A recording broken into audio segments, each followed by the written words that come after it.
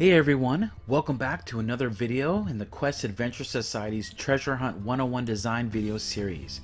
My name is Quinn, and in this video we'll be tackling a new treasure hunt format, the list, as well as discussing the super fun topic of themes and storylines. As always, if you find these videos fun or helpful, please click that subscribe button to encourage us to get more out there. The list treasure hunt format looks a lot like your run-of-the-mill scavenger hunt at first, but it's how it comes together at the end that eventually brings it into the overall treasure hunt format. At its most basic, it involves providing your adventurer with a list of locations in advance. Only after visiting the locations in the order of their choosing will they learn where to go at the end. As an example, let's say you gave them a list of 4 different locations: the library, a grocery store, local elementary school, and a nearby park. At each of these locations is 1/4 of a ripped note. On that note are precise instructions on how to get to the final destination. That's the gist of how it works. But here are some ideas and thoughts to make it even more interesting. Number 1. Provide more locations than they need where some places actually don't even have anything there. This will add a randomness and will also add overall time it will take to complete the hunt. Number 2. You might also have a way of excluding certain locations based off a puzzle you offer. For example, if you provide more locations than they need, then you can also provide a puzzle, say a word scramble. By unscrambling those words, it will reveal the location to check off the list ahead of time. Number 3. Perhaps they don't need to collect all the pieces, only certain ones, such as in our example just mentioned. It might be possible for the person to learn where the final stop is by only collecting 3 of the 4 pieces of note and inferring the rest. Number 4. You can bring it all together in a variety of ways as well, including: what if it wasn't a note that was ripped but a photo or image? Without collecting enough pieces of the image, they won't know exactly where to go. Or perhaps there's a person that will tell them the final location, but one has to give them something first, collected from the different stops. For example, imagine a pirate sitting by the beach who knows where the last stop is and will tell you if you can bring him 5 pirate coins. Of course, these coins can be found at different locations on the list. In this way, you can also opt to hide more coins than are needed so that the adventurer will have ample opportunities to succeed. The list format is a great variation that's simple to use. It can also be used inside a larger hunt you've created. For example, imagine if at one of the treasure hunt stops, one meets that pirate I just mentioned.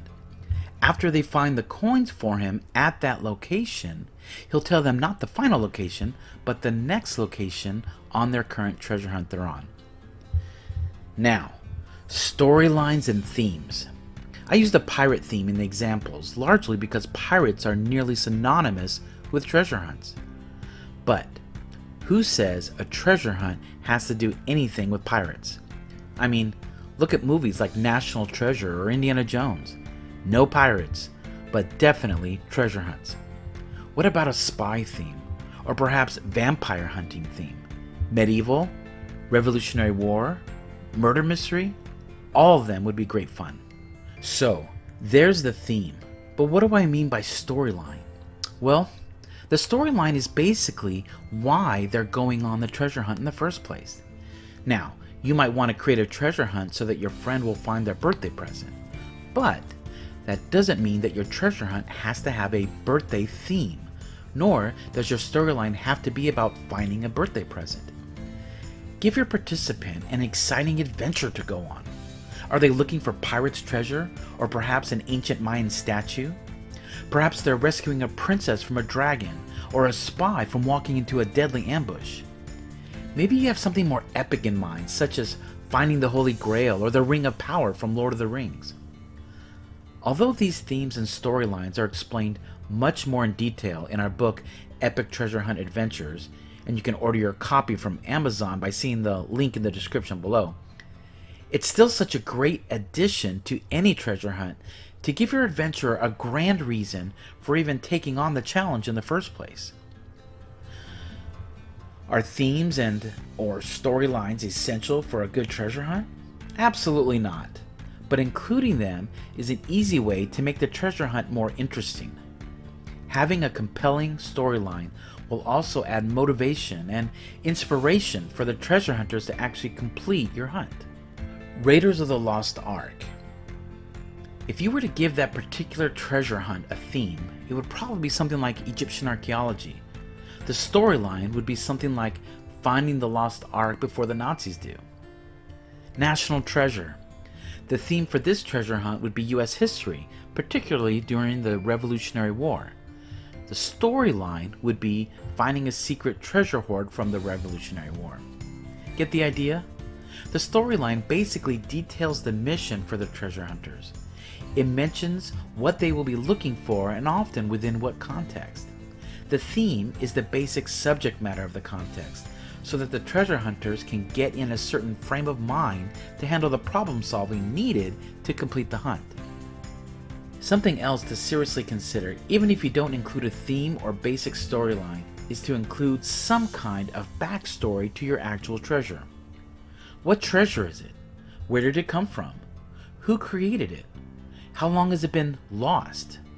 The more that your treasure hunters know about whatever it is that they're looking for will inspire them to overcome the challenges that will get in between them and finding that object. Compel them to find it. This is not just for adults either. Every video game on the market now includes tons of backstories for all of the characters within the game. Kids nowadays fully understand what a backstory is and will appreciate the inclusion of one in your treasure hunt. Adding the storyline will also help with adults. With a storyline, you don't ever have to use the words treasure hunt. Simply invite them to find the lost idol, save the trapped secret agent, or rescue the missing pirate. Now, how far do you take a storyline? As far as you want, really. Sometimes we can be a bit tapped out creatively and we can only eke out a simple premise as to what the participants will be looking for. However, there are a couple other ways to beef up the storyline along the way by adding these components.